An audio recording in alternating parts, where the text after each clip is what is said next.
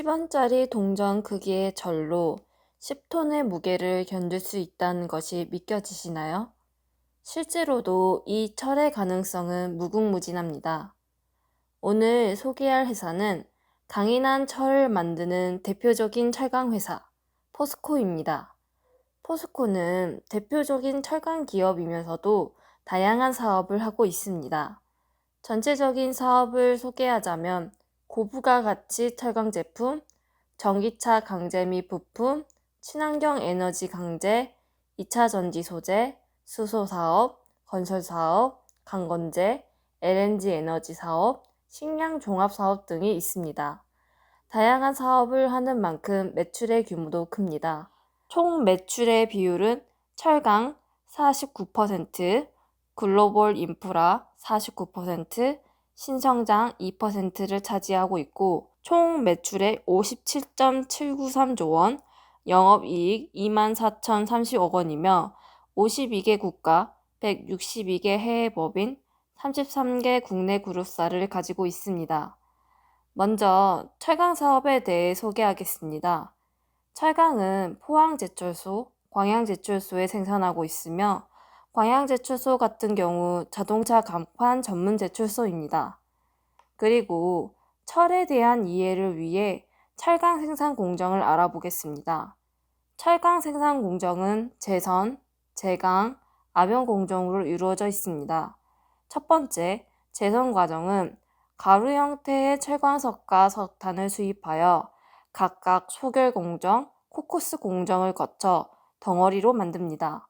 이 공정은 가루 형태로는 열을 잘 전달하지 못하는 특성을 해결하기 위함입니다.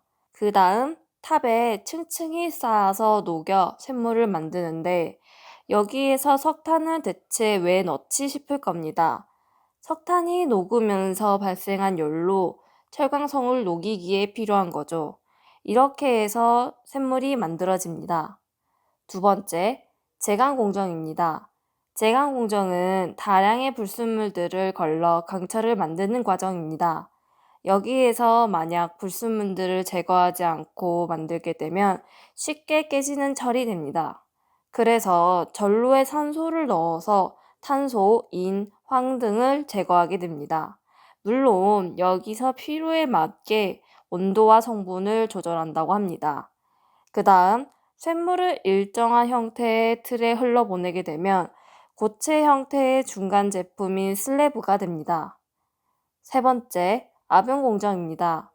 여기에서 열연, 냉연, 후판, 도금 제품 등 다양한 종류의 철강 제품을 만드는 과정입니다.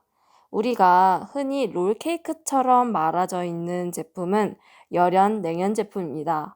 주로 열연 제품은 산업체에서 건축자재, 파이프로 사용되고 냉연 제품 같은 경우는 열연 제품을 실온에서 더 얇게 가공해서 만든 것인데 주로 가전제품, 드럼, 자동차 프레임에 사용합니다.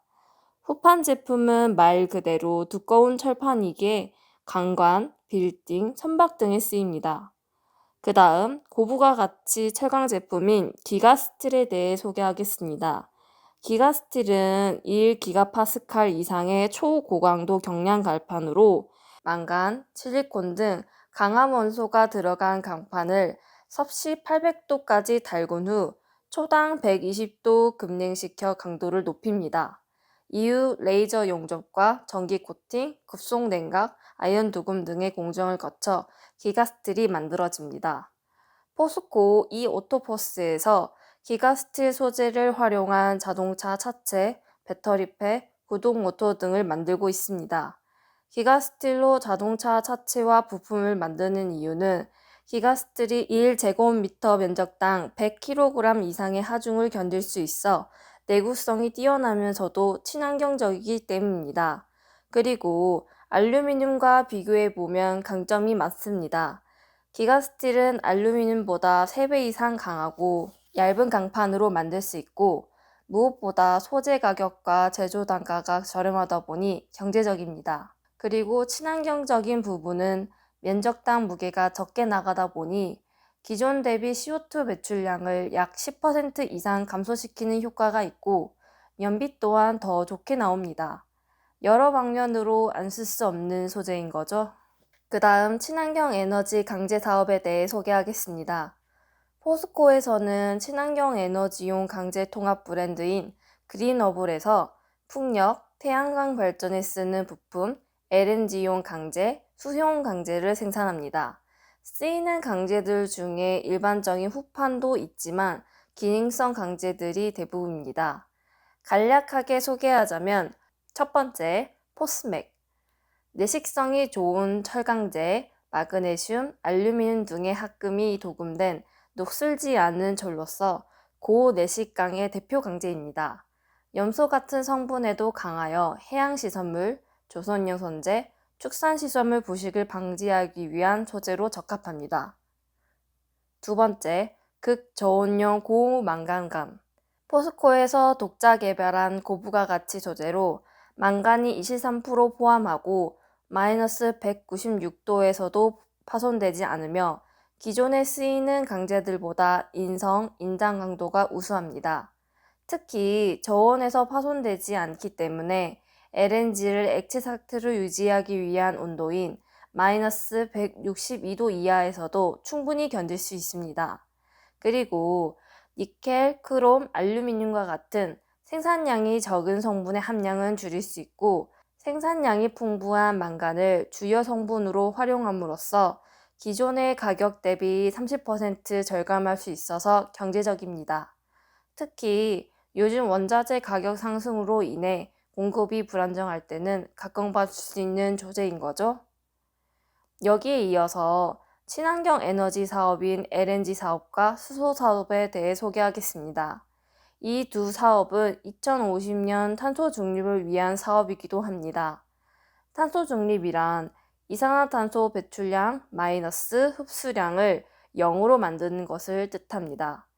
현재 많은 기업들이 탄소를 줄이는 방향으로 사업을 진행하고 있고 포스코 또한 그러한 방향으로 사업을 진행하고 있습니다. 그러면 첫 번째 LNG 사업에 대해 설명하겠습니다. 포스코에서는 가스 생산에서 발전까지 전반적인 LNG 사업을 진행하고 있습니다. LNG 사업을 크게 나눠보자면 세 가지로 분류할 수 있습니다.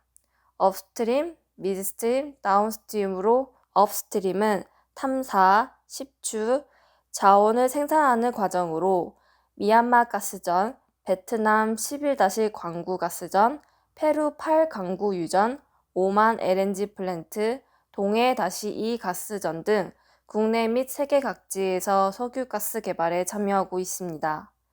두 번째 단계인 미드스트림에서는 운송과 저장 과정으로 LNG를 배 또는 파이프라인으로 운송하여 광양에 있는 LNG 터미널에 저장하게 됩니다. 세 번째, 다운스트림은 유통과 판매, 발전 과정입니다. 수송받은 가스로 인천 LNG 복합발전소에서 직접 에너지를 발전하여 수도권에 전기를 공급하고 있습니다. 인천 LNG 발전소는 민간 발전소로 총 7기의 복합발전기를 가지고 있으며 전기 용량은 수도권 발전 설비의 10%에 해당하는 3,412메가와트의 용량의 전기를 생산할 수 있습니다. 그 다음 수소 사업에 대해 설명하겠습니다. 수소는 그린 수소, 블루 수소가 있다는 거 아시나요? 그린 수소는 태양광, 풍력 생산만을 이용하여 만든 수소이고 블루 수소는 화석 연료를 이용하지만 생산 중 발생한 CO2를 포집 기술을 이용해 처리하여 생산한 수소입니다. 포스코 같은 경우 그린 수소를 활용하여 수소 충전소, 수소 발전소, 수소 환원 제철을 활용하고는 있지만 주로 블루 수소를 활용한 파이넥스 공법으로 철강을 만들게 됩니다. 파이넥스 공법은 앞에서 설명한 철을 만드는 공정에서 철광석과 석탄을 고체로 만드는 초결 공정, 코쿠스 공정을 생략하고 발생한 부생가스와 천연가스를 활용하여 철을 만들게 됩니다. 이게 순수하게 재생에너지를 이용하여 철을 만들면 좋지만 생산 비용이 비싼 편입니다. 최근 들어 재생에너지 사업이 활발해지면서 좀 더 나아지긴 했지만 토지 면적, 인허가 등 문제점이 많습니다. 그렇지만 앞으로 계속적인 기술 투자를 하고 있는 상황이니 나중에는 재생에너지로 얻은 순수한 철을 많이 볼 수 있을 거라 기대합니다. 그 다음 사업은 요즘 각광받은 2차 전지 소재 사업입니다. 이 사업 같은 경우 전에 포스코 케미칼을 소개하면서 자세하게 다뤘기 때문에 위에 있는 카드를 확인해 주시면 감사하겠습니다. 그리고 포스코의 다른 자회사 같은 경우 어떠한 회사가 있구나 정도로 보고 넘어가겠습니다. 화면 보세요.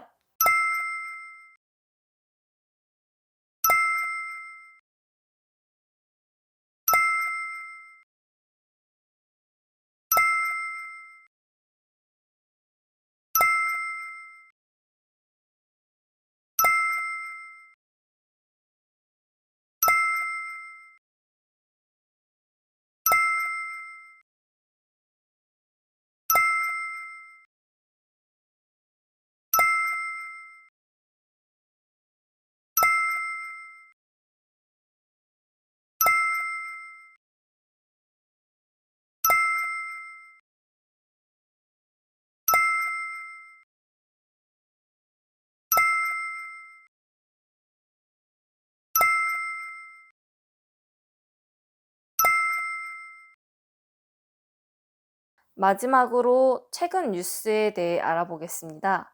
철강 가격의 급락입니다. 최근에 원자재 가격이 급등을 하게 되면서 각 기업들에게 타격을 주었던 상황이었는데, 현재는 급등했던 가격이 올 고점 대비 32% 하락하여 2020년도 가격대인 100달러에 왔습니다. 하락의 원인으로 인플레이션, 금리 인상의 우려가 커지면서 수요 감소가 된 거라고 보고 있습니다. 그렇지만 철강 가격이 내려가면서 비용이 줄어든 것에 장점이 있고, 철강석을 수입하여 철을 만드는 기업 입장에서는 호재입니다. 이번 실적까지 원자재 가격의 상승으로 인한 타격으로 매출은 22.6% 늘었지만 영업이익은 14.4% 줄었습니다. 그렇지만 다음 실적에는 원자재 가격 하락 대비 오른 상품 가격으로 추가적인 수익을 더 올릴 것으로 봅니다.